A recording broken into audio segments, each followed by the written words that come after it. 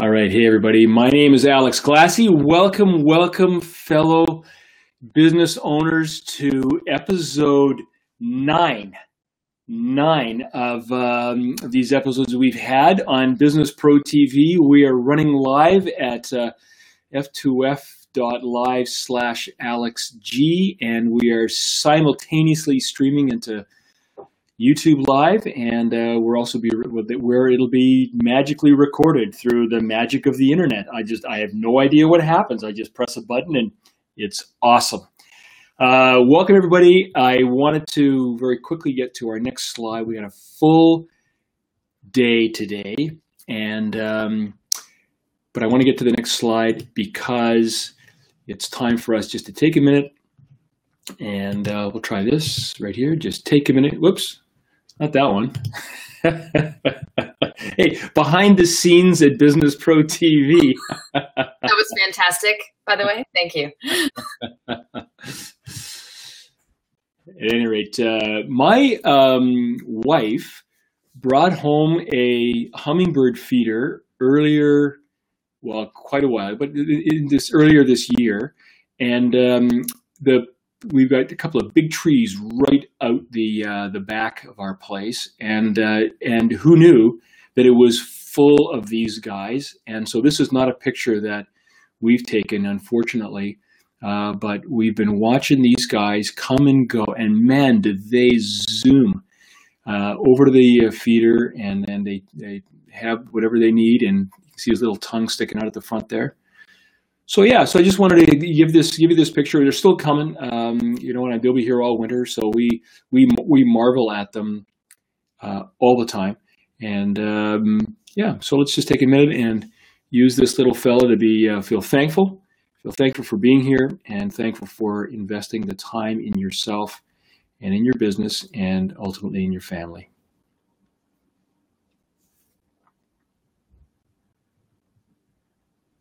All right, that's enough hummingbird feeder stuff. Let us get into it. Again, there's where we are for people who are seeing this for the first time. Tuesdays, Thursdays, 5 p.m. Pacific.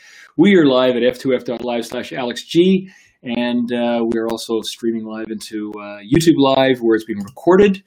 Last time for the homework, I said, we talked about competitors and how to use competitors to start to think not about competitors, but how to use the competitors and the competitors' products, information, to think about our customers in a new and different way. What are our customers buying from our competitors? That gives us insight into what they're valuing, how much they're paying, all kinds of good stuff.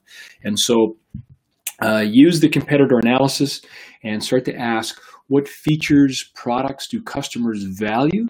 In particular, and especially things that are related to, in our kind of field, but not particularly something that we're offering necessarily. Or if they are offering, what are they paying?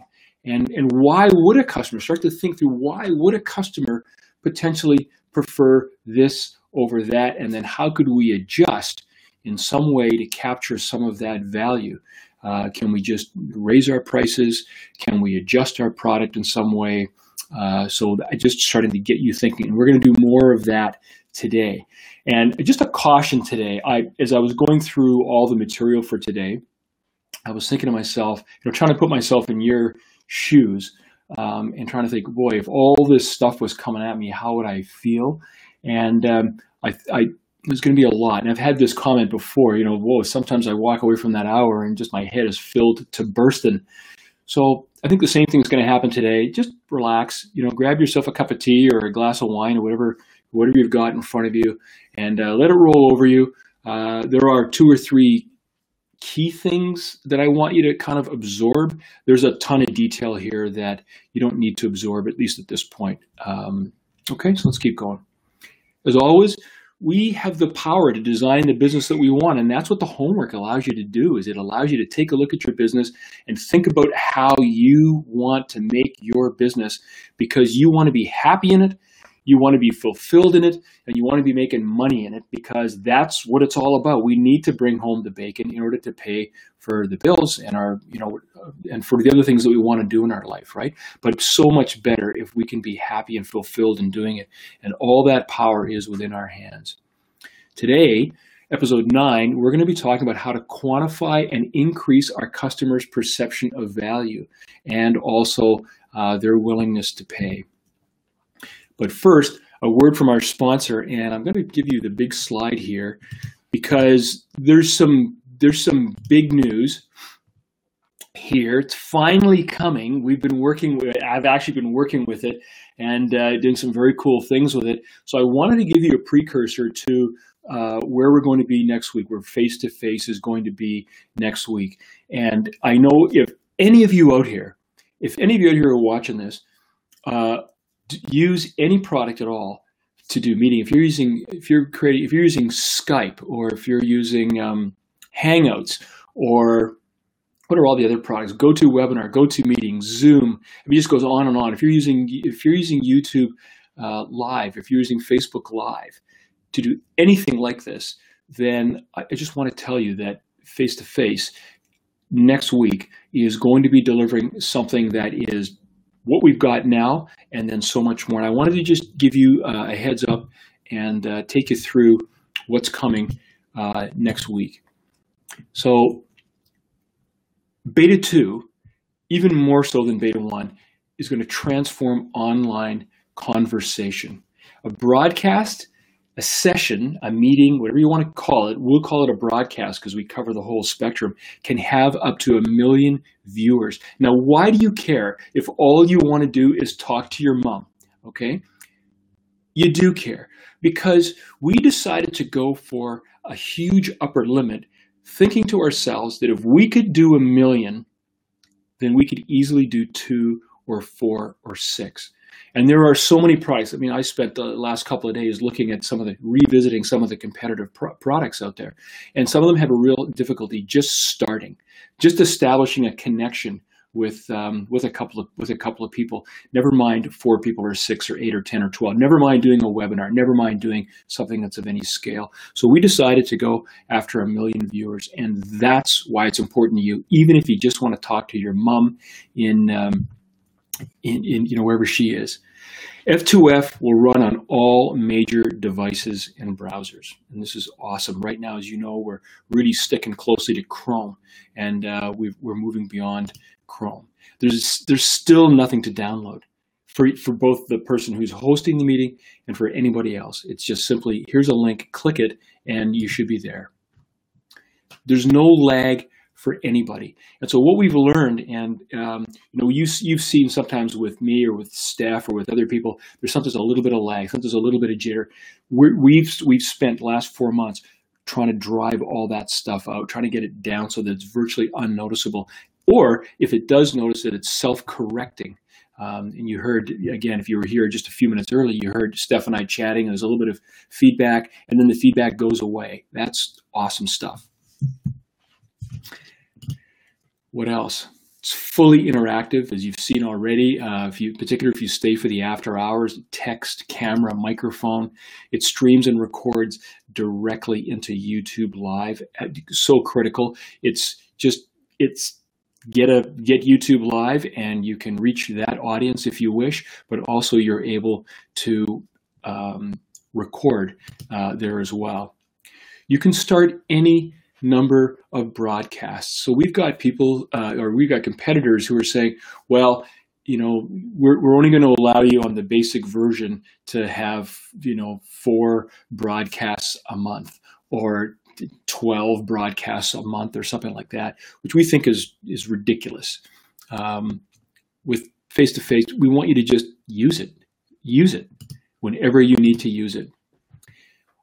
Some of our competitors as well, what they do is they limit the length of the conversation you can have, and again, unless you pay them some money, right? So, it's 20 minutes. So 4 conversations a month with maybe only 3 people each, and only for 20 minutes. It's putting us in a box, and that's not the way that we want to be dealing with you. The next, this is brand new now. you can create multiple named channels. So what you're going to be able to do, you've been able to, over the last, for beta 1, is you were able to create a single channel. And we had people going, well, I'm going to have to create another email address in order to get another channel, and starting to, all that kind of stuff, right? Well, forget about it. Why would we want you to have to go through that if you want to have named multiple channels? So starting with beta 2 next week, you'll be able to create as many channels as you want. Create a client channel, create a cooking channel, create a sports channel, create a, whatever you want. And we'll talk about that more, lots more information coming. Multiple named channels next week.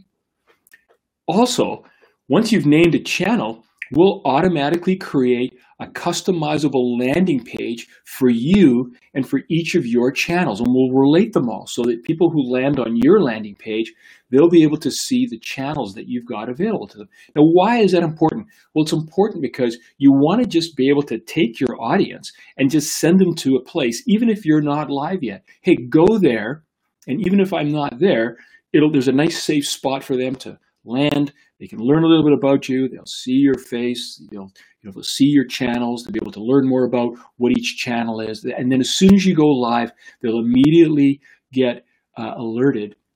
And all of a sudden, they're into the live session with you. So that is awesome. Thanks, Tiana. I see you chiming in there. It's awesome. Also, brand new, if you want, your viewers, your audience can donate money to you. They can support you during a broadcast. So there's lots of people out there who have clients or who do online teaching or who do yoga classes or who, right? And we're doing this for yes, we want to give into the world. We want to share our knowledge. But at the same time, it would be awesome if we were able to get $5, $10, $30, something from our audience to help to support the time and the effort that goes into creating a great show, to be able to buy the equipment, to be able to do all the things that we need to do. So that's going to be available if you want. If you don't want, just ignore it.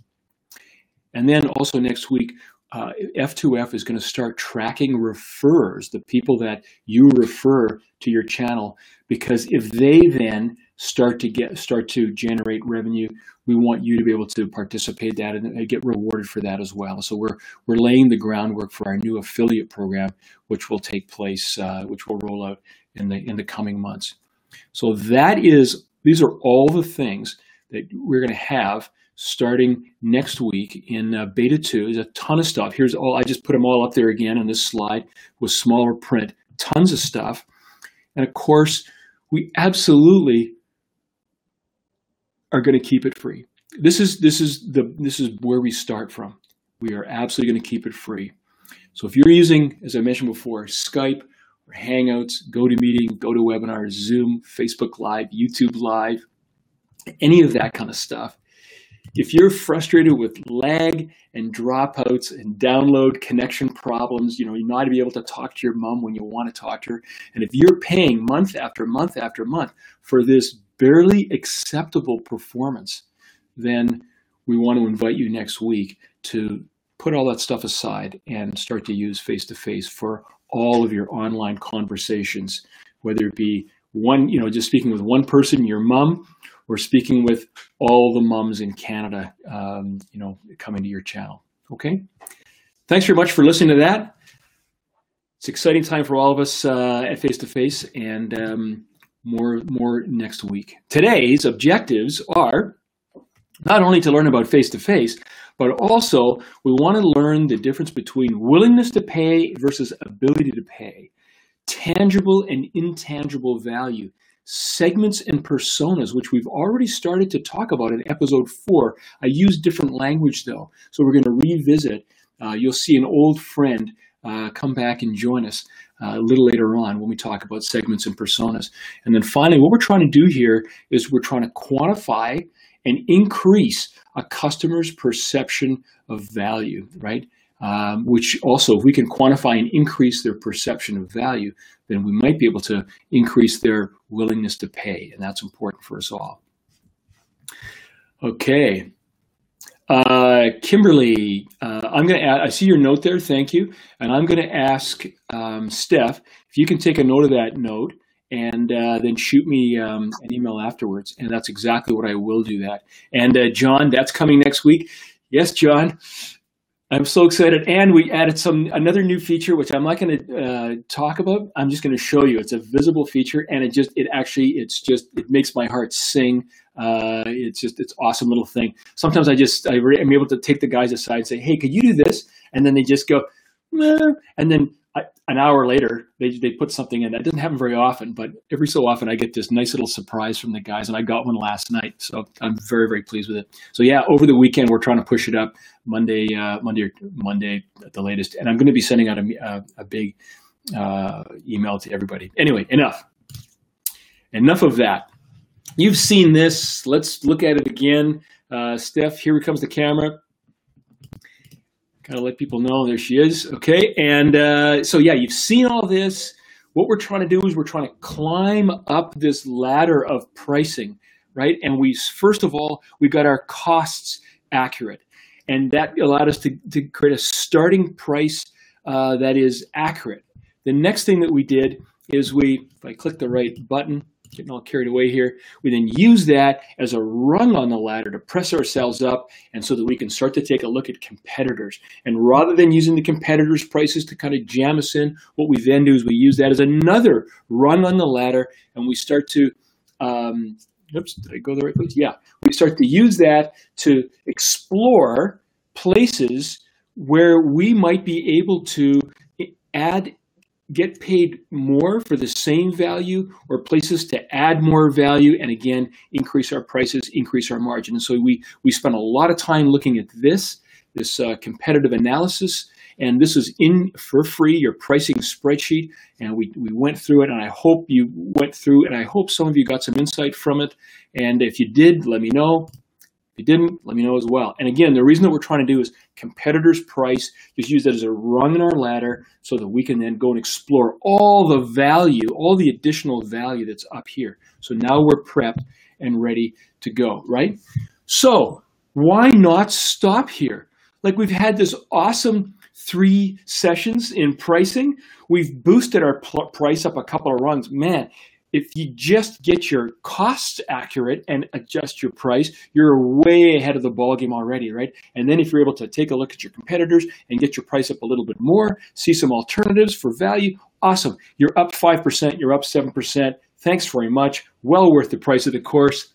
Out of here. Right. Yeah. Sure. Yeah. If it was that simple, sure. Well, and you could do it. You could stop here, and that would be okay, right? Be okay.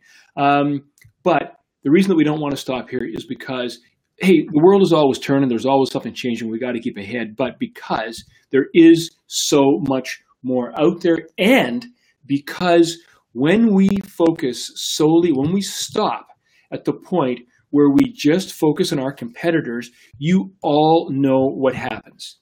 We start to look like our competitors. See how they became the same color? And when we look like our competitors, the only thing that differentiates us is price. Yeah. And when the only thing that differentiates us is price, then the customer picks the lowest price. Yep. And when the customer keeps picking the lowest price, prices drop. We've got a match. And they drop further. And they drop some more. And this is just a terrible, terrible spot. So how do we get out of this pickle, or how do we get out of this jam? Pick your canned fruit or vegetable. Well, first of all, we turn our face to look at our customer. And we try to imagine what our customer's aspiration is. You know all this, right? Because we've gone through all this.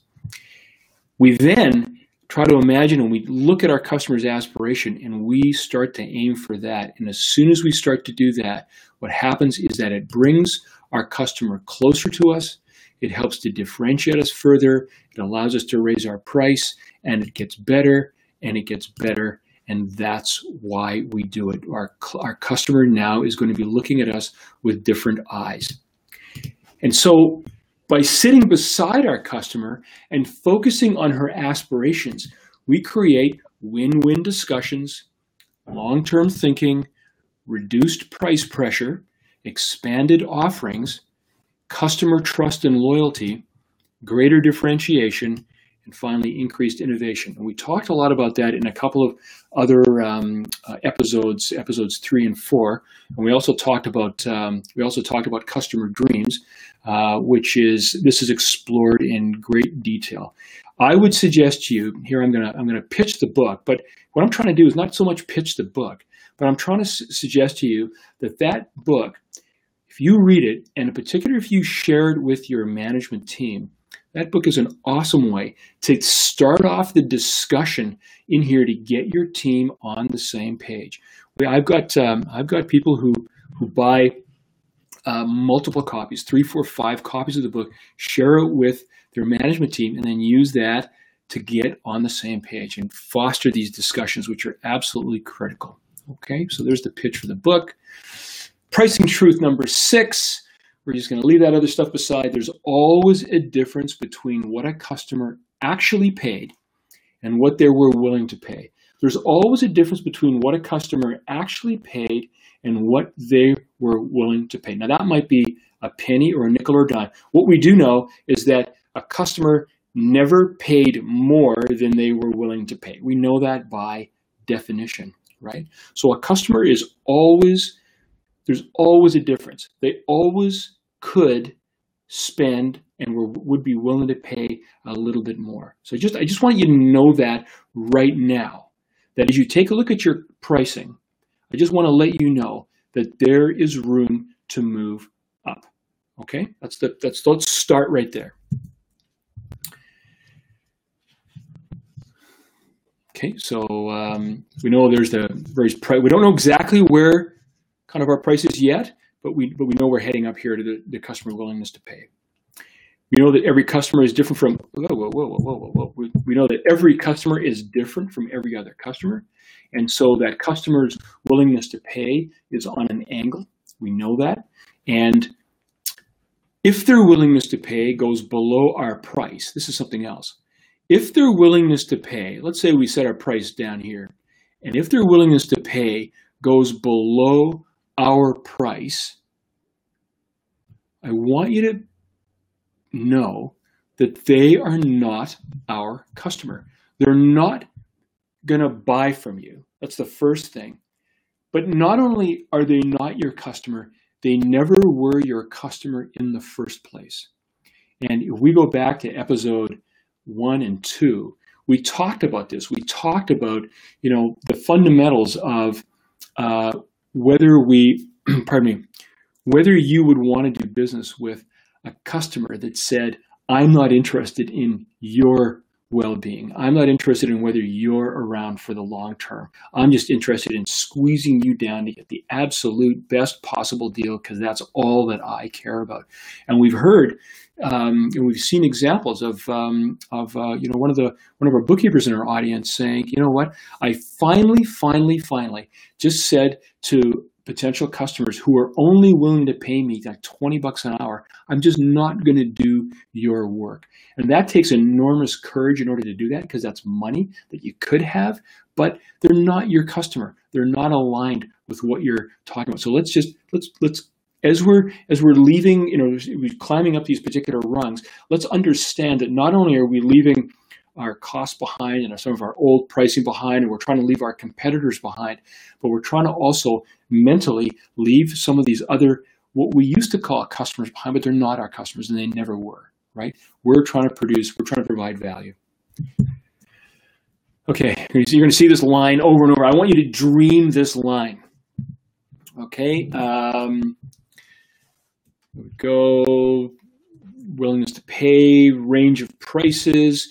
We have to pick a line there. We talked about that, right? So customers' willingness to pay is on the y-axis. Then we put down the range of potential prices down on the x-axis. And then what we've got to do is we've got to pick a spot on that particular line. And then what that does is it actually defines then a set of customers that will actually pay for, and I'll make this bigger for all of us. Here comes the camera. It actually defines the customers that we're going to be doing business with, right? Whoever is willing to pay this much or more, right? Where's my slide? There it is. Whoever is willing to pay this much or more, right? These are our customers. So this much or more, these are our customers. The customers who are not willing to pay this, so their willingness to pay is below us, they're not our customers. We can't sell them to us, right? So, but there's a couple of issues here. And this blue area here represents the amount of money that customers were willing to pay, but because our price was set here, they didn't pay it. So this, if we're willing to pay, let's say this is a range of kind of $0 to $100 down at the bottom. And so we set our price right in the middle. We set our price at 50. It then means that someone who was willing to pay 51 or 52 or 53 or 100 didn't pay us that. They only paid us 50. And so there's money left on the table. This is all the money that we could have had potentially if we had set a higher price, but we didn't. Okay, let's just keep that in mind for a sec. Over here, I think these are the colors of the Swedish flag of one of the Scandinavian flags. Anyway, very, very stunning. Anyway, this area down here, this is all the money that we could have had if we had dropped our price. If we had dropped our price down to $1, then we would have had all these people would have paid more, would have paid and bought our product. So we left money on the table here, and then there's a bunch of money here that we didn't get because our price is simply too high, right? So the question then begs itself, well, okay, can I raise or lower my price to optimize this particular curve so that if I get, 3 more people paying a bunch more money, then maybe that'll make up for some of the other people that I'll lose off the bottom, right? So, and you can play a lot of those economic models. For us business owners of our size, it's impossible. It's too complicated and it doesn't work, right? And there's also a way better way. So I think the better way is this. Could we simultaneously offer different price points? Because if we do that, then what happens is we actually reduce the amount of money that's left on the table up here, and we reduce the number of people who aren't willing to pay for our product. And so therefore, what we should be able to do is pick up more money if we're able to do this. Now, this image isn't theoretically accurate, and but we don't care about being theoretically accurate at this point. We care about the point. The point is absolutely accurate, is that if we have a range of prices that our customers can choose from, there's lots and lots of good things happen, right? So there's 2 questions. We got to figure out, what do customers value so that we can start to do this, and how do we do this? And so the first question is probably easier. The how is easier. We can do things like bundling. So I've got 1 egg for $0.10. I can bundle them into packs of 6 or a dozen, or even I think there's 24 packs of eggs, right? So I can bundle things, bundle services, bundle products. And by the way, all the things that we're talking about in these slides are equally appropriate, whether you're services or product oriented, okay? You can unbundle something. You can take something that's just got tons and tons and tons of features. Man, that's got everything.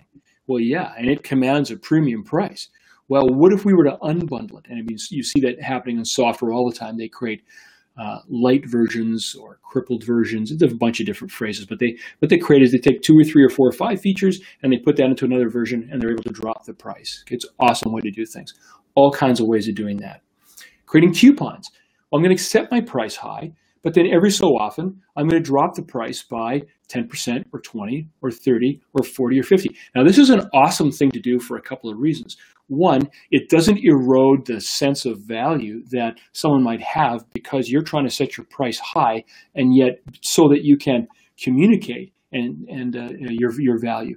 So now you get a coupon going, and it allows first of all you to test other price points. Are there really people down at the 20% off? Are there really people who are willing to pay 35? Are there really people who are willing to pay 50% off? A real great way of testing those things, of bringing in some new customers that you might not otherwise have been able to bring in, and also your sales and coupons they're time based. So whenever you've got a time, a deadline, it also creates a sense of urgency. So a real nice way of testing out different levels of pricing.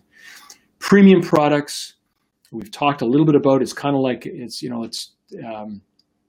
kind of like bundling things together. It's premium products. It could be adding a new feature, adding something that's very special, making a gold-plated version, adding in a warranty. There's all kinds of ways that you can create premium sense of, name it differently. Add-ons, create something that then you can add things onto it. Cars are fantastic ways of doing that. That's why you can walk in there with a $20,000 budget and walk out, at any level, 21, 22, 20, you can spend whatever amount of money you want to, over 20,000, and then creating a stripped down version or a base version. It's the car with the cloth seats and the manual starter in the front, right? So all kinds of ways of doing this. So we're going to revisit some of these concepts, but I wanted to get this concept into your head, how creating multiple price points gives your customers more options and potentially allows you to sell more items and generate additional revenue. I also wanted to point out, here's a how, right? You've all been to the shopping market. You've all been to your local liquor store, I imagine. And when you walk in there, they've got, they're positioned so that they draw from everyone in the community. Well, we already know that everyone in the community is not the same, right? We've been talking about that over and over and over again, right? Everyone in the community is not the same. So how do you do it when you've got one place and people come in? Well, what they do in stores is they actually give you self-selection options, and they do that in a variety of different ways. So there's a deli. Listen, I can go get bulk cheese, which is what I do. I can go get bulk cheese in the bulk cheese section, right? Big bricks of yellow cheese, right? And I'm looking for the cheapest price. And I'm grabbing the biggest one because I know the bigger it is, the cheaper it is, right? But if I walk towards the deli, what I see, first of all, is the deli is differentiated in a bunch of different ways. Look how the flooring changes. The flooring, you can just barely see that underneath the face-to-face broadcasting icon, but the flooring changes from this tiled, industrial green, then into this kind of woody-looking thing. It's differentiated up top. It's the arrangement of things is different. It's much more attractive looking. It's not just a bunch of cheap cheese dumped into a bundle. Let's get the cheap guys go and grab one, right?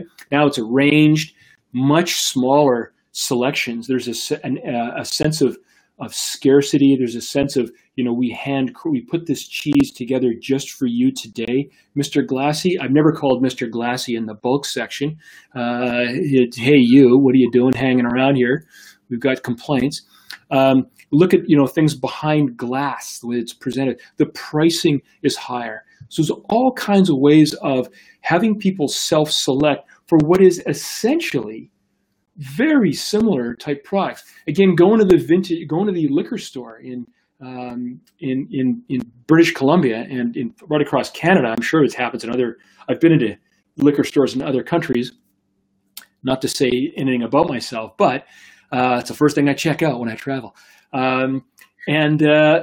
There's a bunch of beer cases stacked up on the floor. Okay, great, go grab those. Then there's the main area with the wines and the liquor, right? And then there's the vintage section, which is much smaller, and they only show one or two bottles. And it oftentimes is behind, like if you go to the whiskey section in the vintage section, you'll see whiskeys that are behind locked wine that's behind locked cases, right? All this sense of and sometimes you'll see. You catch them at this. Watch out for this. You'll see the same wine over here and the same wine over here, right? And but you see the same wine in two different places, you will have a different emotional response to both those things. So watch for that, right? So your task, the reason I'm showing you this is because what I want you to do is I want you to open your eyes as you are walking around in the various stores and businesses that you walk into and look and see how they're trying to separate you from others in a bunch of different ways, because if you self-select up or you self-select down, that's either way is okay for them, right? Because they've got a product down here for you and they've got a product up here for you as well, right? Rather than having everyone at the same place, which means that I would lose those cheap beer drinkers and those cheap cheese buyers, and I would be leaving money on the table if I didn't have these more expensive items. Does that make sense? Yes, yes, it does. Man. I can especially relate to being in the food industry, and so you definitely have to differentiate because food is food and food is everywhere. So you really have to up your game with regard to how you get it out there, what it looks like, and where it is. So yeah. But the internet has also made all of our stuff much more ubiquitous, because I can go and search for, like I can search for patent lawyers, and I'm going to, right? And I'm going to find, before I had to, where do I have to? I had to go to the Yellow Pages, I had to ask someone, I had to get a referral from my existing lawyer, and that it's in the firm. Well, we got a patent lawyer in the firm, right? Guess what? Now it's a sole source selection, but now I can just like Google, and I got 1 square foot of patent lawyers, 17 of them, all on the same screen. So I think all of us need to be thinking about this, and all of us need to be finding ways to up our game. But I think you're right. I mean, food it's ubiquitous. Well, but I mean, it's also for the fact of, don't be afraid of the people that are bigger than you. Starbucks released their cold brew earlier, I think last year, and friends of mine have a cold brew company, and everybody was coming down on them because what are they going to do? Right. And they saw it, instead of, oh God, we should pack up and walk away. Yep. They saw it as an opportunity that a big chain was introducing a niche product to a massive market, starting the conversation for them, and that then they could build legs on that locally. And they've just gone on Dragon's Den, and they've been funded, and they're going national for the first cold brew brewery in Canada. So awesome. Yeah. And sometimes the big boys, when they do that, big boys and girls, when they do that, what it does is it validates a particular concept. Yes. Yeah. And again, look at your pricing though, and look how, when somebody does that, look how you can make it unique for yourself in pricing and otherwise, right? Yeah. So. Yeah. All right. Okay, another good one. So we've left that aside, got you thinking about delis, and I'm starting to get a little hungry because it's 20 minutes to 6 here, almost supper time. Is it willingness to pay, or is it ability to pay? Well, what does this mean? Well, we talked about this Camry, right? We talked about the Toyota Camry, $36,000. I'd love to have a Camry, but my spirit is willing, but my bank account is weak. Who can afford to pay 36 grand in cash for a new car? Well, maybe I don't have to. Maybe what I can do is I can actually have an option that's $389 a month. Well, who can't afford to pay $389 a month, right? So you also may find it easy to unlock value in customers who might really, really like what you want, but are otherwise unable to afford to pay what you think, like this is the value, that's the price. And also, this is not just appropriate, like this kind of taking that price and trying to find a way to reduce it. This is not just appropriate only for big ticket items, as we shall see. We'll go through a couple of examples. So you may also find that by adding a pricing option or two, eases your sales conversations, reduces your marketing friction, and makes your customers happier, right? So let's think about ways to break a big number down into smaller numbers.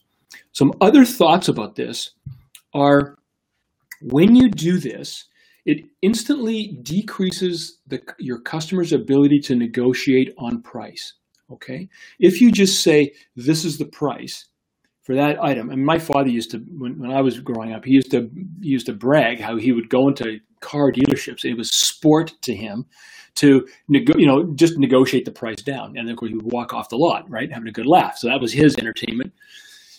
I don't know what that says about me or my father, but anyway, there it is. That's the story.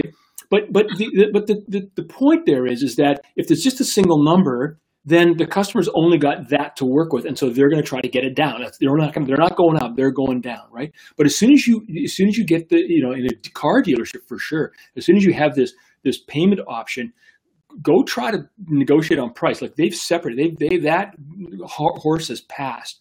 So when you do this, it decreases the customer's ability to negotiate on price. That's the first thing, right? The second thing is, when you start to break this thing into smaller pieces, and in particular, if you're doing it over time, like a lease or some kind of payment, as we'll see, make sure you get paid for that time, because it's costing you money. You got to finance that. And so, you can't just take $1,000 and divide by 12, which is now $83.33 and charge, 12 payments of $83.33 because you're paying the bank to finance that particular money. So you want to make sure that when you divide, you divide equally and then you add something, get paid for the time that you're doing because it's convenience. And this is another thing, right? When we do things like this, it isn't just the widget, right? We have to break away from thinking, well, my pen just cost my, $1, and because I've accurately defined my costs, I can just add 20% and that's my price, right? There are other things, more intangible things that we should be paying for, and convenience is one of them. Used as a signal. You can use pricing, and we'll see an example of this in just a sec, how to signal what you want the customer to do. Sure, give them options, right? You can pay 36 grand and you can pay $389 a month, but then you can actually adjust those prices to signal what you want the customer to do, right? And we will come to that in a minute. What else we got? And then think of it as a trust building tool. Again, someone may love the thought of what you're doing, and they may think that, you're great and your product is great and your service is great and everything else, but, that 5 grand, 10 grand, 200, whatever the number is, might be more than their trust factor. Because what we're trying to do, we're trying to move them up the trust curve, their trust. So if you give them an option to have that thing for less money and gain an experience of you, now they've come into your orbit, they get a chance to experience your excellent service, your excellent product, whatever it is, and then next time you're offering something, they'll be much more willing and able to pay the full price right off the top. Okay? Lots of things to think about. As I said before, you can even do this for smaller priced items. Like some of us may not think twice about spending $299 for this beautiful pair of glass blown earrings. I mean, I wish I still had my ear pierced. But we may not think twice about it, but there are customers out there who will think twice about it, right? So example, a young person, a young woman, young man, right, who are looking at this, a young man trying to buy a gift, a young woman looking at her own ears, and $299 is a lot. But what if you did this? What if you said $299 or $89 in 4 monthly payments, or $25 a week? Now what you're doing is you're, again, taking the discussion from just $299 or nothing, or $299, I'm going to try to crank the price down, or wow, you actually look much more reasonable. You've taken the all or nothing argument, and you've now given someone an option. And as soon as you give people options, you immediately appear to be more reasonable. Okay? This or that now. It also opens you up to other segments of markets. So there are people, as I say, down that area who are not willing to pay that or can't afford to pay that, the $299, but they're willing to pay this. And they've explored this to the ridiculous extreme, right down to sachet or micro selling in India, where people can't afford a box of Tide or a box of cleaning liquid or whatever the heck it is, but they are able to afford a single serving or a double serving of that. And so you take your Tide box and you divide it into 100, and then you take that, you divide the price into 100, and then you increase the price by 20, 30, 40, 50%, because you're creating convenience and you're making it affordable. And that's how people can buy things. Okay. I see this online all the time in the software business, $249 or 3 payments of $89, $999 per year or $149 a month. And you can see the signaling here, right? So if you actually did the math, $149 a month times 12 is $1,800, right? It's almost twice what this is. And so, they're really hoping that you're going to choose a $999 per month thing. But if you wanted to pay the $149 a month because for whatever reason, then they're going to do it because you're paying them your gobs of money in order to have that monthly fee, right? So there's some signaling here. This started to happen a couple of years ago. It started being advertised $19 per month, and then in brackets, paid annually. In other words, you can't get $19 a month. You will pay upfront 19 times 12. Right? So you either pay upfront the 19 times 12, or you'll pay $29 a month, right? So it's kind of like this the $99 per year option or this, except what they're doing is they're taking that $9.99 and they're reducing it down into this monthly comparative number, right? I think it's a little slimy, I think, but it has become standard practice, and so people get that now. Adam, we can talk. There's a whole other discussion there. I see. What percentage of uplift do you think is the tipping point for software? Easy to figure out. I mean, go out there and find 10 competitive products, 5 competitive products, and take a look. But you're seeing the standard seems to be getting a 16.66% discount if you pay up front, right? So getting 2 months, paying for 10 and getting 2 months free, or paying your monthly 12 months if that makes sense. Anchoring. I don't want to leave here without giving you just another. I'm going to throw something else into the mix for you to think about. Anchoring. Anchoring is a psychological trick that makes something seem bigger or smaller than it actually is. And I'm going to give you an example that's totally different from pricing products. Let's say you're walking in. Let's say you're employed, or let's say you have an employee, and your employee is coming in to ask for a raise. And this works, by the way. And it's a warm summer day out, and the employee comes in and says, "Hey, Steph, how are you?" And you say, "Hey, Adam, how are you?" Good, shake hands. And then Adam says, "Man, it's really hot out there. It must be 1,000,000 degrees outside." Mm-hmm. End of story. That's anchoring.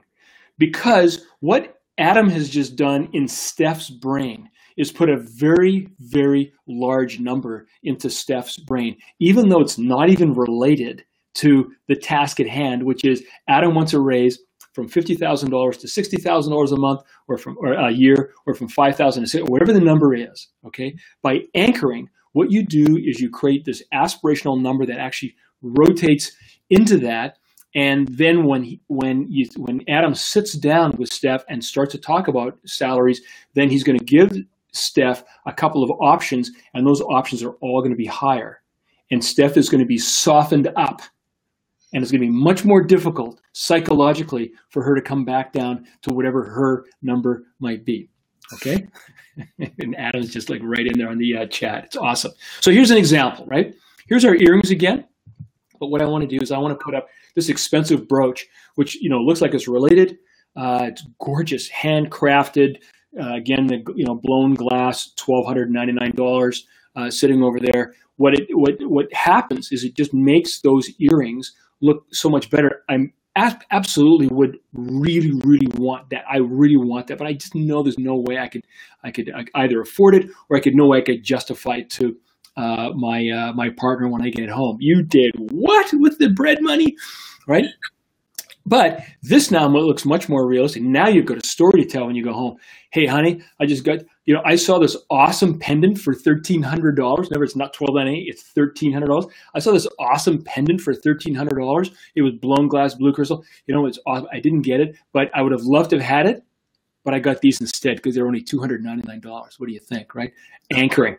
And again, if you just add in that, or $89 a month, what you've now given is the perfect number of choices, the perfect number of options, which is 3, right? And now I've directed the person down to this area here, and now they have a choice, right? There's no bickering, there's no dickering, right? That just takes that right out of it. Walk into a retail store, walk in an art shop, walk into a jewelry store.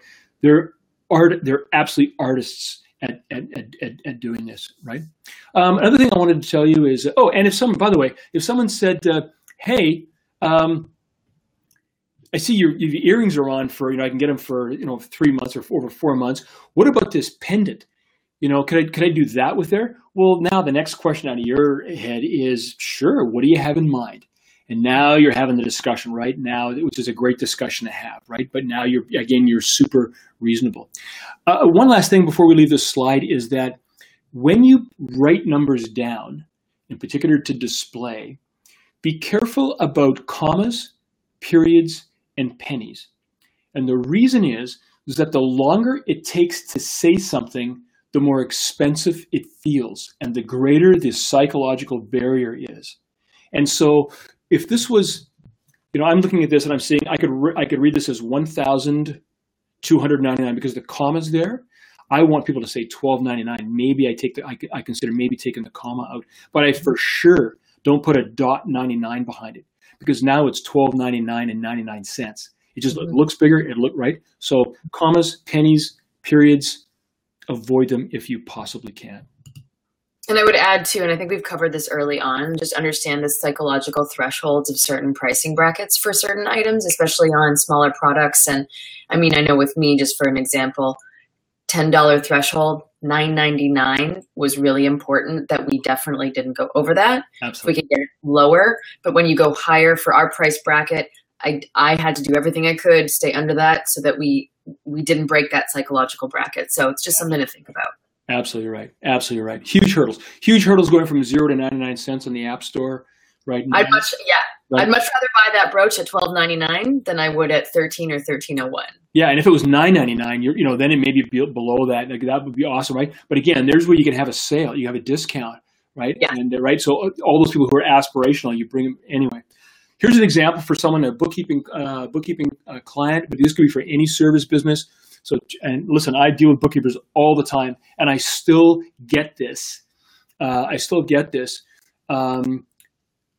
into a bookkeeper, the bookkeeper says, well, it's going to take, you got to catch up. I walk into my sheaf of crap, and they say, well, it's going to take you $1,000 up front to catch up, and then about $250 a month after that just to keep you current.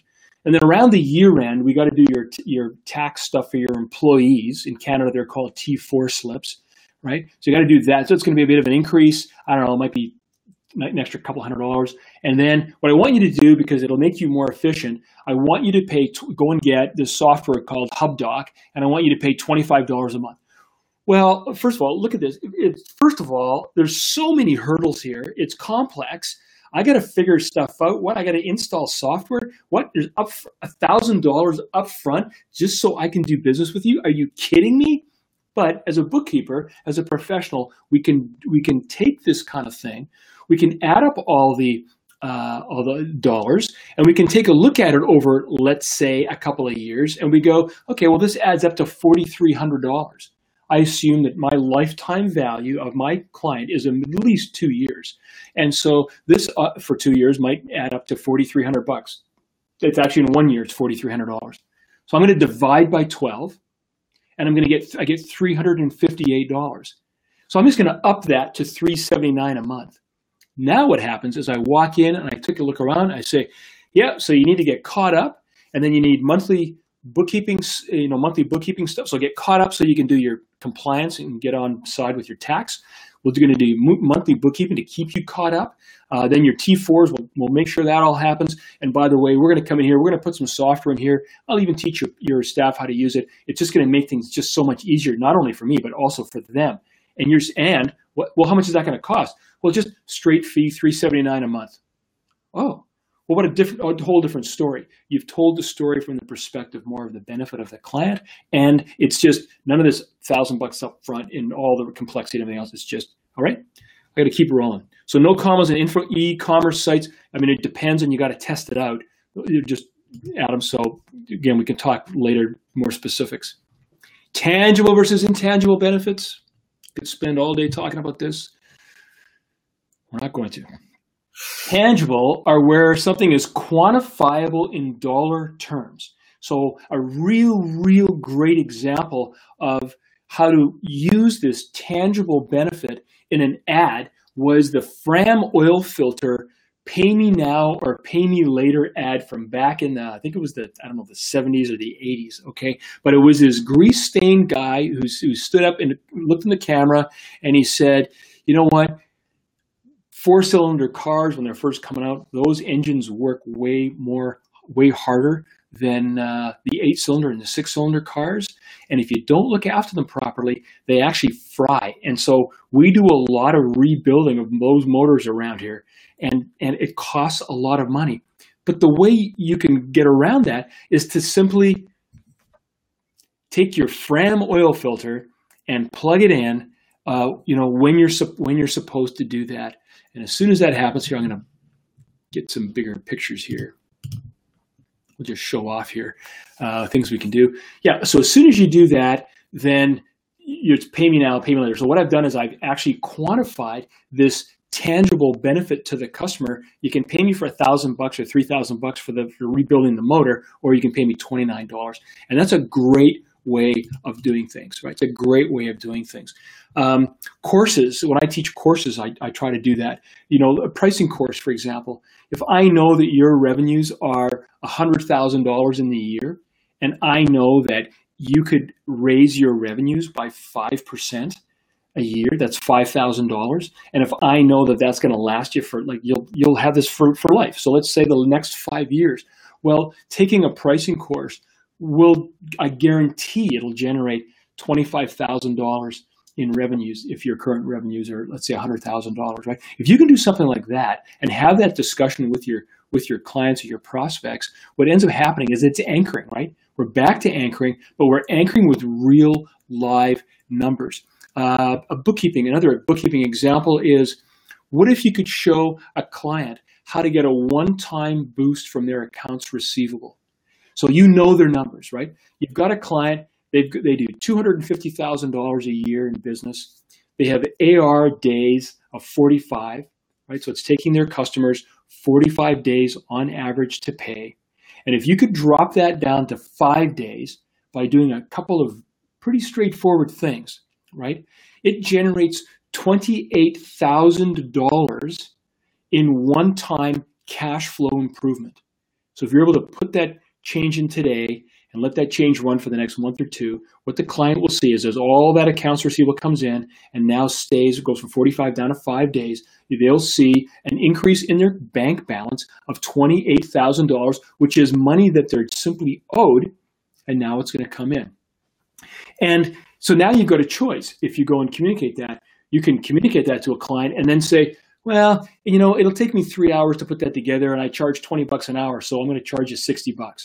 So you've just given a $28,000 cash improvement in this business, and you want to now charge $60. You look cheap, you don't look professional. It undermines the value story. But if you were to say to them, hey, I can get that, how would you like that? Oh my goodness, that would be awesome if you could do that. Well, you know what? Let me clear my schedule over the course of the next 2 weeks, because I got some paperwork to do, some analysis to do. We got to talk to, blah, blah, blah. And then I'll come back in. And so why don't we say $2,000? Well, $28,000 anchored with tangible compared to $2,000, a much different story indeed. Okay, intangible. We're going to run out of time, guys. Show of hands. So we're going to run, normally I'm kind of a minute or two over, and we're going to run significantly over, so like 15 minutes, let's just say. So show of hands in the chat. Let me know if you stay or go. Keep going or not. Okay, I'm going to give you 10 seconds to type something in. Come on, everybody. Go, go, go. Go, go, go. Go, go, go. Okay, so now anyone who says, nah, is going to look, okay, good. I'm going to keep going. And Robert, in the service business, your current billing rate should carry you through a 3-year planning period. I'm not quite sure what you mean there. Maybe expand on it a little bit, and I'm going to keep going. Intangible benefits, stuff that can't be so easily quantified. This is, I started off when we were talking about entrepreneurs, and we started to talk about how an entrepreneur is a human being, right? And we have this creative aspect, and we have to create this machine and all the rest of the stuff. Well, your customers are human beings as well. And there's lots of things swirling around in there that drives them to make decisions. It's the why, it's that, all that biology stuff. We need to get a sense of that. And we need to get a sense of it, maybe not because we can quantify it. Like sometimes we can. Sometimes we get a sense of it and we are able to, quantify it. But what I want you to do is, as I'm talking about this intangible stuff, is if you can identify 1 or 2 intangible benefits that your client will get out of this, what it does is it gives you greater confidence to sit down with them and talk about this stuff and to ask for the price that you need and to get the value that you need out of this particular exchange. So it's really important that you understand the intangible benefits. It'll also change the language that you use potentially if you're talking from the why perspective and not just from the cost and price perspective. So things like emotion, fear, love, loneliness, status, control, connection, aspiration. If you're contributing to any one of those things in the mind and the emotions, the heart of your clients, you should be aware of that, and you should be talking about that, and you might be able to raise your prices, or at least have the confidence to know that your prices are going to be able to deliver that. Community. Norm in Cheers, everyone watched Cheers, right? Every time Norm walked in, everyone said, he's always said, "Eat it, everybody." Everyone said, "Norm," right? Well, with their sense of community, like the price of the beer has some of that in there, right? And then ultimately, convenience, we already talked about. Ultimately, the experience, the felt experience. There's a great story of a coffee shop in Vancouver who, when the owner went to hire the baristas, what he was looking for is people with a passion. His number one question in the interview is, what's your hobby, what's your passion about? And then he watched them. And if they talked passionately about anything, doesn't matter what it was, he hired them. Didn't have to know anything about coffee, never had to be a barista before, didn't care. And what he ended up with is absolutely motley crew of baristas. They didn't care what, like, they were short hair, long hair, blue hair, regular hair, tattooed, earrings, nose, it doesn't matter what they looked like. But man, were they passionate. And those people, he knew that they would then be able to take that passion about whatever it was, and they would then be able to translate that not only into the experience of coffee, but in engaging with their customers about not only their passion, but about the passion of their customers, right? Interesting people are interested people, right? I think that's what he did. Another story, very, very quickly. There's a friend of mine down in Seattle. His name is Bill. I won't give away his last name. He's a consultant, and we were talking about pricing. He took got the Customer Dreams book, and the very next conversation that he had was with a client who was in a large organization, and she was the purchasing agent. And you think a purchasing agent has no control over anything, right? They're there to squeeze on the supplier chain, right? And the very next time that he had a conversation with that person, happened to be a woman, he asked her about, "Hey, you're a purchasing agent. How long have you been doing that? What's that all about? What do you aspire to be like? What's going on in your life?" Right? And he got her talking about that. Now he is genuinely interested in her. So you got to be genuine about this, right? But what ended up happening is as he reported to me, first of all, it shocked her. It shocked her because all of her other discussions are all about, price and specs and all the rest of that stuff. But it created engagement on a completely different level, on this completely different aspirational, personal level. And he was able to take that conversation about her personal aspirations and talk about how she was able to solve that or resolve those aspirations, not only in her life, in her personal life, but also in her business life, which led into the aspirations of the organization, which led into, like, the discussion just went on and on and on. And what he found was that in having those discussions, he got called now more frequently, and he got a couple of deals that were just below the threshold, I can't remember the name of the word, but anyway, just below the threshold before she had to put it out for bids. She just called him up and said, "Hey, Bill, I got this little deal. Do you want it? It's worth $5,000. Are you able to do it? Do you want it or not?" Totally changing the conversation because you're treating people like people and thinking about these intangible things, right? Okay, segments, personas. We've already done some of this thinking in our business canvas. I want to come at it from a slightly different way, not only for a couple of reasons. One of them is to just introduce you to a couple of different phrases. One of them is segments, and one of them is personas. And but then also we're gonna just walk through a couple of more slides as we think about our customers. And so segments. Segments is simply breaking the marketplace down by some aspect like demographics. And we did that when we talked about customer characteristics in episode 4, back to our canvas. an old friend who we might just see again by the end of today, right? So that's all that segments mean, is it's to take your marketplace and to break it down into different bits and pieces that are identifiable. So large, small, rich, poor, this way or that way, black, white, however you define them, right? A persona is trying to manufacture a visual identity, a way that we can understand, put a face on that particular segment. That's what I'm trying to say. We can put a face on that particular segment. So it isn't just women between the ages of 35 and 45 who own a single home in this particular region, et cetera, et cetera, et cetera, right?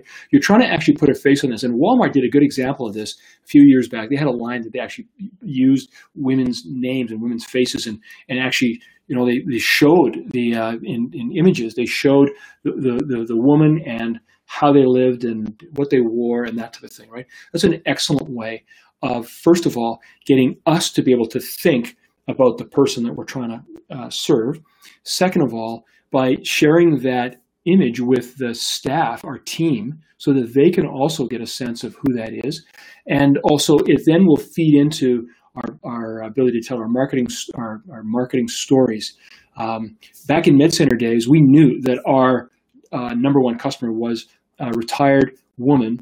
The decision maker was the retired woman, typically married, in whatever area of the world they were in. And we found this awesome image of a black and white image of a woman who had just a beautiful, your grandmother's face. And we blew that up huge size, like 10 foot by 10 foot. We put it up on the wall. And we called her grandma. And we just said to the call center, because I had 55 or 60 people in the call center, and I needed to be able to inculcate my vision of how I wanted to have our customers spoken with. I wanted to inculcate that sensation into 60 people who are minimum wage employees. How do you do that? Well, give them a picture, call them grandmother. Imagine that you're talking to grandmother when that person phones up and is talking about whatever they're talking about, right? Okay, I'm going to keep going. If I can get my computer to work. There it is. Okay, you've seen this curve. You thought you'd seen the last of that slide. You haven't. What we're trying to do here is, just look at it a different way. If you're making notes, here's just another way of drawing a line and trying to get people to think about, in their willingness to pay, types of things that they value. Not, again, anything about the offering, not, again, anything about your cost, but your customers and what do they value, both tangibly and intangibly, right? Aspirations, dreams. So this kind of, you'll be drawing from some of the things we've been talking about over the last several lessons. Then what I want you to do is to take the characteristics, again, from column 1 of our customer canvas, business canvas, and try to figure out, what their attributes or defining characteristics are. Let me blow this slide up a little bit, because if I'm having a hard time seeing it, then I'm sure you are as well. We'll just do this, right? And here's an example, a couple of examples. Okay, so back to ice cream. I've got these parents who are 25 to 35 years old. They're newlyweds, or in that first 5 to 10 years of marriage. They've got young kids. They're in a 3-block radius of where we're at. They're walking. I got another market that is teens, another segment, and I'm trying to put a face on them. They're teens. They drive bikes. They got a 2-mile, maybe even a 3-mile radius. What do they value? Well, the parents, they value fresh air, family time, children's laughter, and being the hero, right? Mom or dad who gets to buy the ice cream cone and turn around and give it to their child, and then see the smile on the child's face and be able to take the pictures of the chocolatey ice cream all over the kid's face and send that to grandmother. Now look, mom and dad, now the parent is talking to their own mom and dad, look how good of a parent I am. And this is deep stuff, right? This is deep stuff. And we don't think about that. We just think, well, I sell ice cream. I sell, right? The teens, they're there for friendship and laughter. They're there for meeting, dates, hooking up with people that they're attracted to. I mean, you're raging with hormones at that age, right? Do you remember that? You're there for adventure. You're on your bikes. I know for me, I do remember that when I was, 13, 14, 15, 16, and we're on our bikes and we're grabbing an ice cream, we're heading across into the park, and we're going through the park's trail system and as fast as we possibly could, and we're nights on, it's adventurous, right?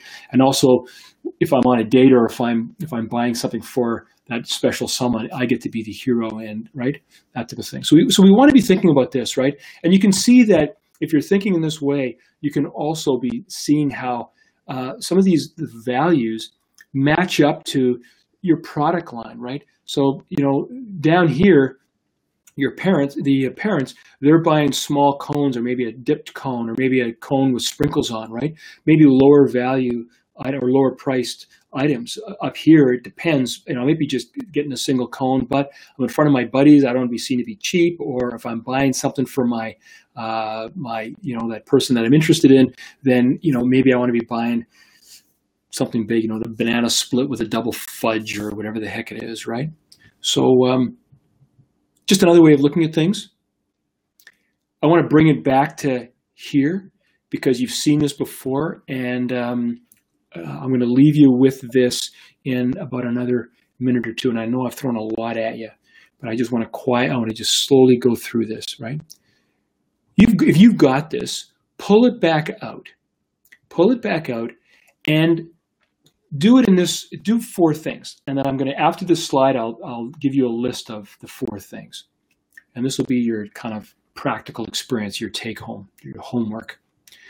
First of all, revisit your challenges or the challenges that you thought of when you did this first back in episode 4 of what the challenges or the opportunities or the problems that are being faced by your customers.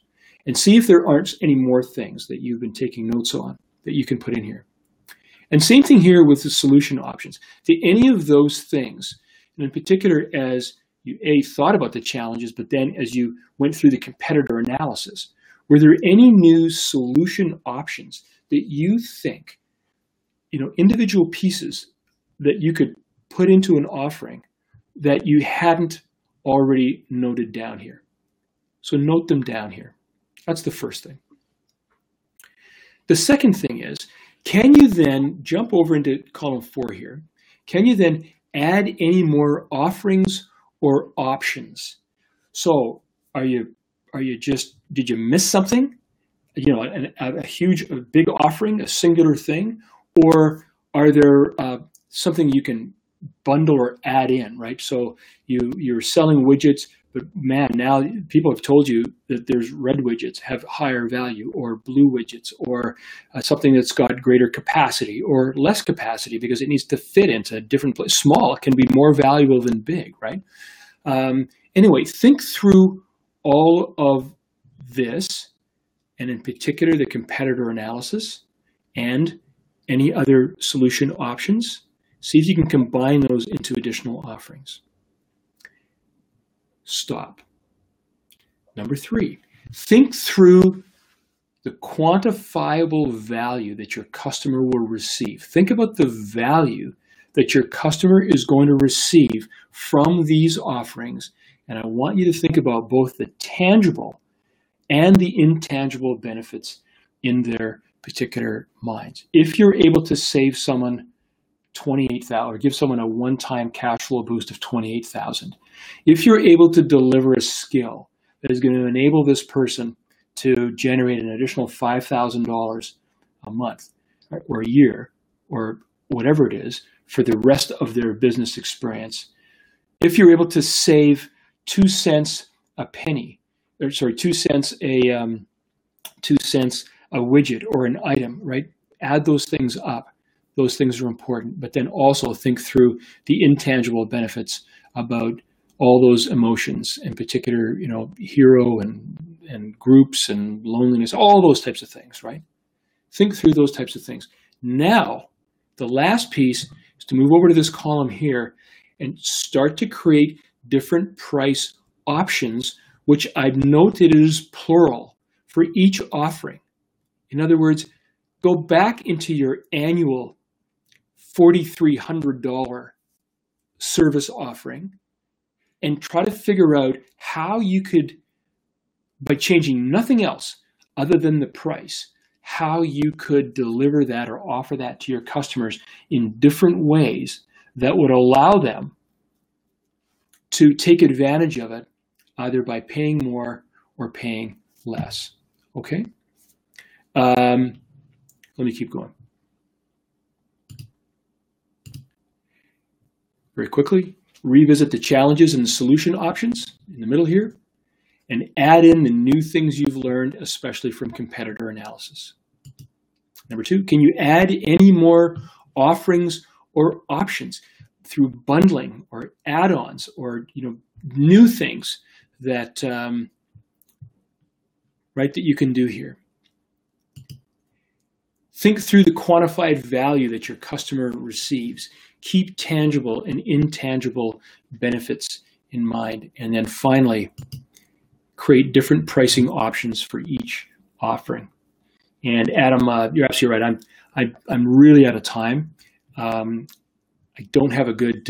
Maybe we'll start off. Maybe we'll start off the next session on Thursday with an example of this. And by the way, if any of you want me to work through an example for your specific business, then tell me. Send me an email and tell me. And let me start off, Adam. That's a great example. I've tried to give examples along the way and try to so you can piece it together. But I can work through an example or two. So let me know by email what your business is and a particular example of how you would want this to appear, and I'd be happy to do that. Okay. The objectives for today were to get a better understanding of willingness to pay and versus ability to pay. I think we've done that. Understand tangible and intangible value, and understand that we should be able to quantify. We should be looking, because then we can talk specific numbers to our customer in a way that makes sense, particularly for anchoring. That's a very important concept. But also because it just gives us confidence in that we've set the price correctly, and that we should, again, we've got to overcome, some of us have got to overcome our own internal confidence inertia. And so by using these tangible things, it helps us to create that ladder to a higher price. Intangible values, you may or may not be able to put it to quantify it, but if you know that what you're doing delivers intangible value, like a sense of confidence or a sense of joy or a sense of pride or a sense of these great feelings, then what you should be able to do is at least feel comfortable in standing your ground with whatever price that you happen to set. Segments and personas. We've been talking about this. No, your customers are not all the same. In fact, some of your customers aren't even your customers. And so we need to understand that. We need to understand who they are, what they value. And a great way of doing that is to be putting a persona, putting a face on top of them. It allows us to, think about, hold that concept better in our own hands. It allows us to communicate that to our team, and it leads ultimately into our marketing and sales. And then finally, what I was trying to get you to do today is to be able to better quantify and increase the customer's perception of value, right? If we understand all this, it will flow into not only the price, but it will flow into the stories that we tell our customers about our products and services and how we intend to deliver to them greater value. And I hope that you've been able to see that in the examples and the slides today. All right, let's go back through the last final ones. And that shouldn't be there. That shouldn't be there either. Resources is always go to business. We're going to do things a little differently, by the way, this time. If I've got your email, if you've already registered with BusinessPRO, I'm just going to send you all this stuff so you don't have to go back there. That'll make it easier. Next time, how to quantify and increase our customers' perception of value. That slide shouldn't be in there. We're going to go further. We're actually going to we're going to go into context, which is the 5th C.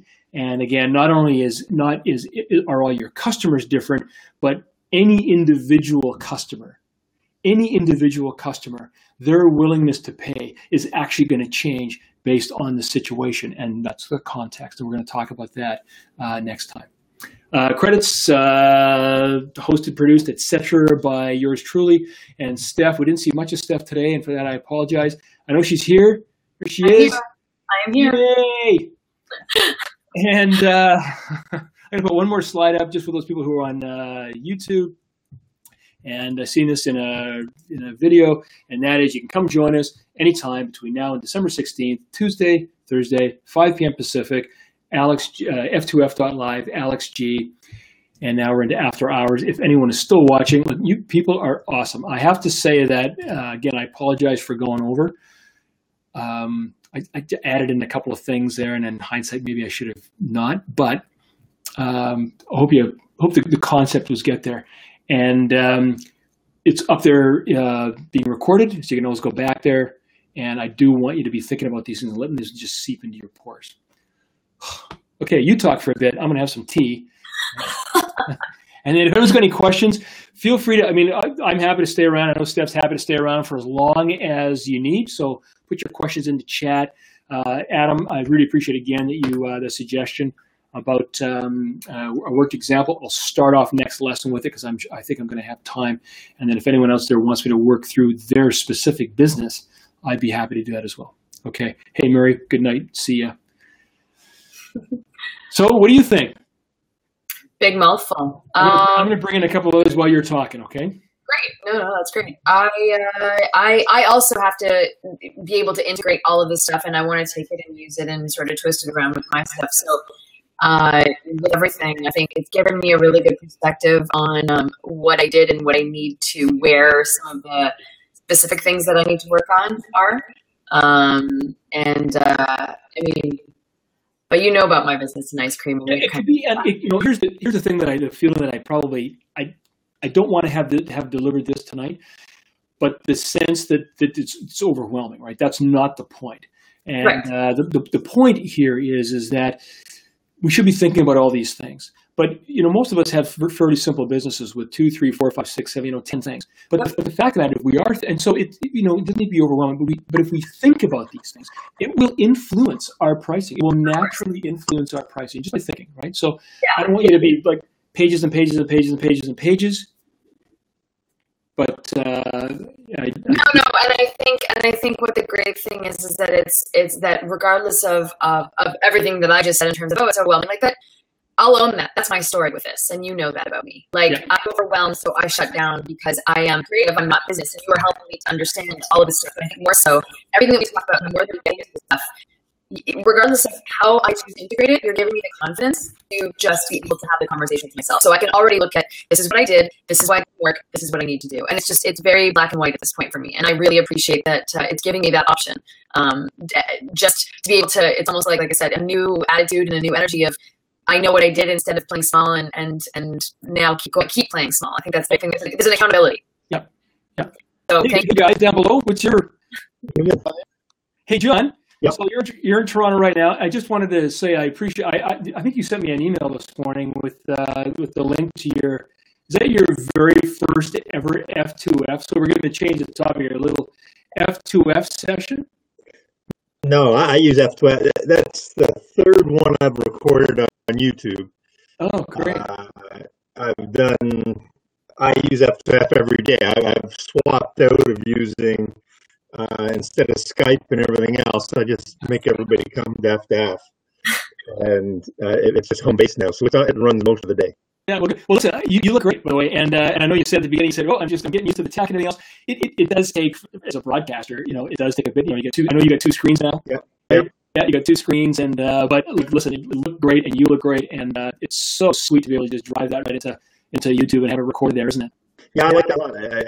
I'm just at the click and go, and then you come back and tag later. It takes just minutes to do, and within 5 minutes of finishing the session, I've updated everybody and sent it out. And the interesting I find is guys that were in the session are all going back and watching it again.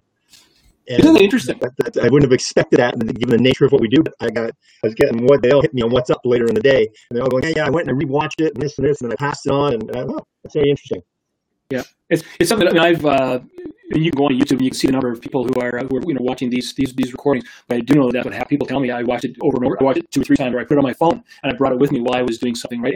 And just again to it's awesome. I mean, if that's what people need, it's brilliant to be able to have that live option and then that ability to record. You just capture everyone's needs. Yeah, I think that's even the case for your stuff. Is last Thursday I couldn't be here for reasons that you know. So Friday morning I just clicked on and I watch it. But if you're overwhelmed, if this is too much, if this is just so much, so that's the great part about it. You can go back and you can speed forward to the section that you want to see. You watch it back, watch it again, download whatever you need to download to go with it. Because really, we're just introducing those basic concepts that should be there for every business person. The things that someone should taught you before you started your business. You know, I remember when I was very young and I was looking at business plans and they're asking you, these boilerplates, and they're asking you to fill in these blanks and all these things. What are you talking about? I just want to go out and do this. I got to write all this stuff. I just want to go and sell. I want to go and do. But I hear Stephanie say all the time, had you known. Some of the things we wouldn't have done, mistakes we wouldn't have made. But don't forget, obviously, and I keep saying that, but I also mean to say, there is winning and there is learning. So there is no losing. So you either win or you learn. And when you learn, you also win because you get the lesson. So I forget to say that. And I don't mean to pass on like, had I known, and it's this big thing. I am so appreciative of all the learning that Alex has outside of this provided me. And that this is also providing me for where I can just see my options to do better, you know? Cool. So we got Toronto, Victoria, and Ricky, you missed last Thursday. You had a good reason for missing, didn't you? Yeah, I did. I would catch up with mates. So we played rugby together 35 years ago, and we always catch up and play golf at a little resort in Canterbury, and we've got people that travel from all over New Zealand and Australia, and it's just great to catch up with mates. That's awesome. Listen, I know that New Zealand is famous for its rugby. You've got this hard contact, rugby teams, the All Blacks. Do you guys play contact golf now that you're a little older? How does that work? Well, we did have contact because one of the guys had to retire injured. He snapped his hamstring while he was playing. It's fair to say he got a few rib. Did not fit. It's not look good on a golf scorecard. Oh my goodness! Well, that's what whiskey's for, right? Yeah, exactly. Yeah. It doesn't cure your hamstring, but you can feel it just a whole lot less. That's great. Yeah. That's great. Hey, today's session was really good. I flicked you some stuff a while back just on cognitive bias, but a lot of the topics that you were talking about today, persona, basically anchoring, these are all key things that, a bit like you said, if we'd only known this before we started, we would be in business now.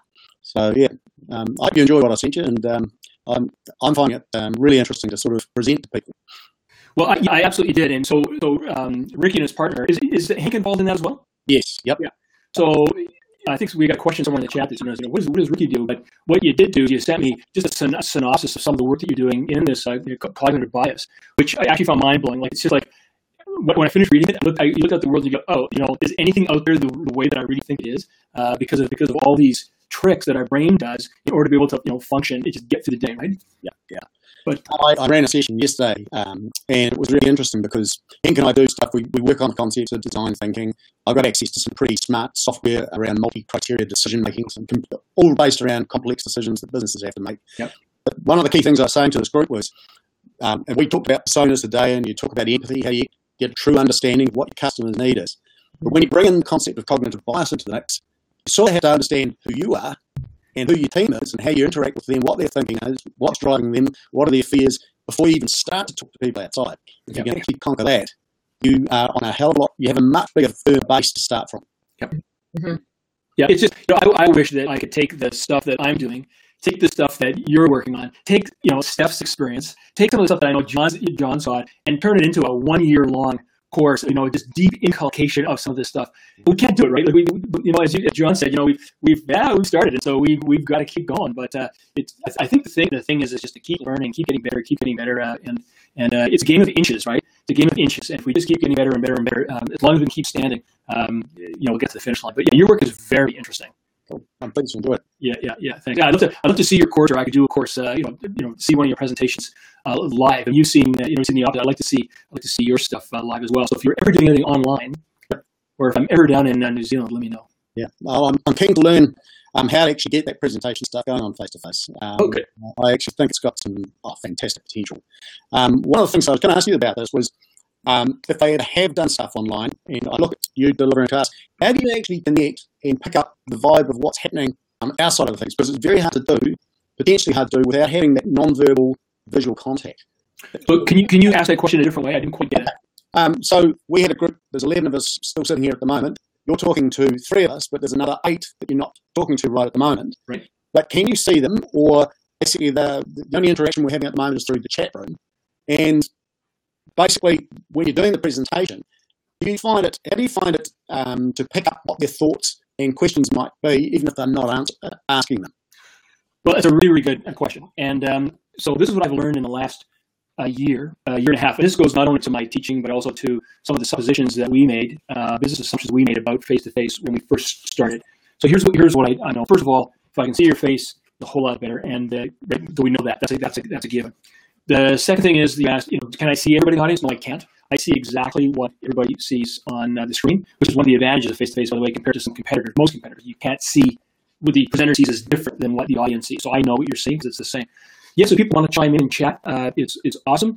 But what I also find is that there are probably a majority of people who are reluctant to turn on their camera and their mic for all kinds of reasons. And again, you can see this in a live setting. When I do workshops, well, you know that you do workshops all the time, right? And I know you other guys do as well. Is that there's going to be people who are active, put their hand up, right? And there's going to be people who are not active; they're passive viewers. And it really takes some work in a live workshop to get people to engage and to get the level of trust and all the rest of that. I think I mentioned to you a couple of weeks back, or a week ago, that it's always the second day in the workshop. If you have a 2-day workshop, it's always the second day when the barriers are down and the comfort level is there amongst the audience that you really start to get some engagement, particularly from the people who have been quiet in day one.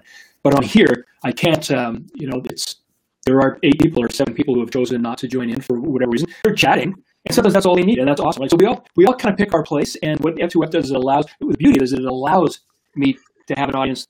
I mean, if people want to come in, we can get 5, 6, 7, 8, 9 people. We can bring if you want to come in. If you don't, that's fun too. What I can say is when we did the pricing section about 12 months ago, and the system we were using then, this is like light years ahead of what we had back then. Well, and on Monday, it's going to be light years ahead.